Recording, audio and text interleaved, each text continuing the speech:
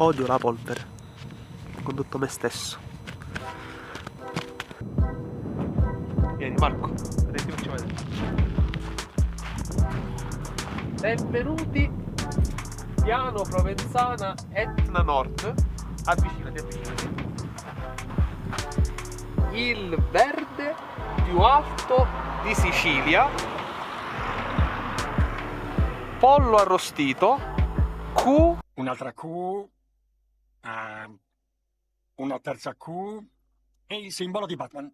1800 MT Slim, che sta per Slim Dogs, che noi salutiamo. Ragazzi, benvenuti a Piano Provenzano.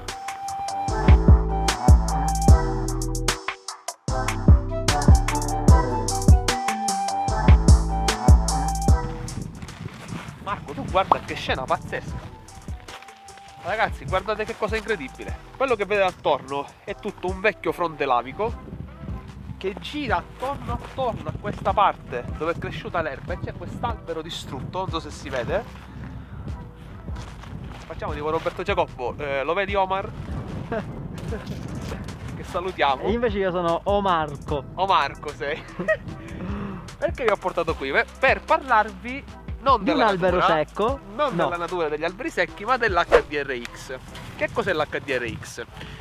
Omar, attenzione a non cadere Omar. Grazie. L'HDRX praticamente, ragazzi, è una modalità di cattura dell'immagine a doppia esposizione che è proprietaria proprio della Red. Infatti nella Red Scarlett, Red Epic, ma comunque nella maggior parte delle Red esiste questa impostazione.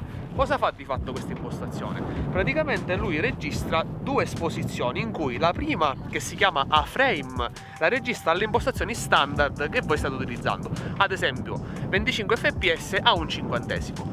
L'X-frame, che sarebbe la seconda esposizione che registra contemporaneamente, ha dei vari intervalli che vanno da 1 a 6. Ogni intervallo praticamente non è altro che uno stop, corrisponde a uno stop, 2 stop, 3 stop, 4 fino a 6 di differenza dalla frame, quindi il frame principale.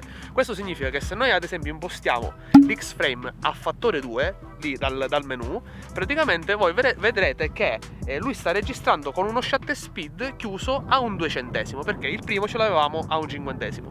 Quindi... Aspetta. Un attimo. Alzo il dito per fare una domanda.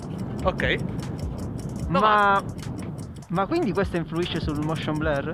Assolutamente sì, perché chiaramente, come c'è specificato anche all'interno del sito della Red, se voi state facendo una scena non ferma e statica come quelle che abbiamo girato prima, ma una scena ad esempio di un inseguimento di una persona magari che sta camminando magari in Steadicam, e c'è una differenza veramente enorme tra la scelta della frame e dell'X-frame, chiaramente potrebbe esserci qualche problema a livello di motion blur e anche proprio nel saper imposta andare a collegare le due immagini, perché una sarebbe magari a un cinquantesimo, l'altra sarebbe magari a un 2000esimo, e quindi la differenza sarebbe tanta. Difatti anche nel sito c'è scritto: si consiglia di utilizzarlo con parsimonia in alcune scene specifiche. Quindi comunque sia, poi vedremo magari in una seconda parte, se arriviamo a 1000 mi piace, una seconda parte specifica dove andremo ad analizzare questi problemi dell'HDRX, dove utilizzarlo e dove a volte addirittura è inutile, e quindi praticamente andiamo a solo accumulare megabyte per secondo nella nostra ripresa, e quindi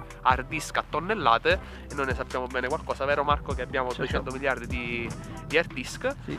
E quindi ragazzi... Beh, direi che per il momento è stato abbastanza chiaro. Sì. L'ultima cosa che vi volevo dire è che se venite in Sicilia e venite sull'Etna, praticamente troverete quest'albero che come minimo ha... quanti anni avrà? Ah, non lo so. 200 anni? No, un 200 ce l'avrà, si vede. No, 200 anni no, però 50 anni capaci sì.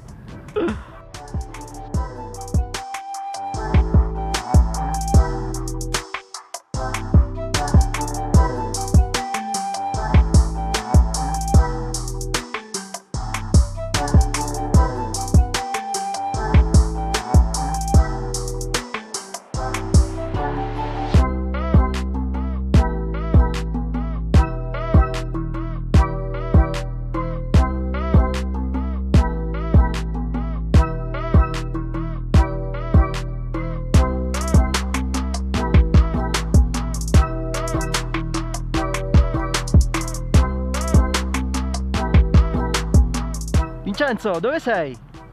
Che fai? fare come sempre un piccolo tiro del tuppettolo. Ragazzi, questo tuppettolo ha almeno 15 anni, sì. Quasi quanto l'albero, quindi. Quasi quanto l'albero. E lo tiriamo qui come segno che ci siamo stati. I tuppettoli sono stati qui.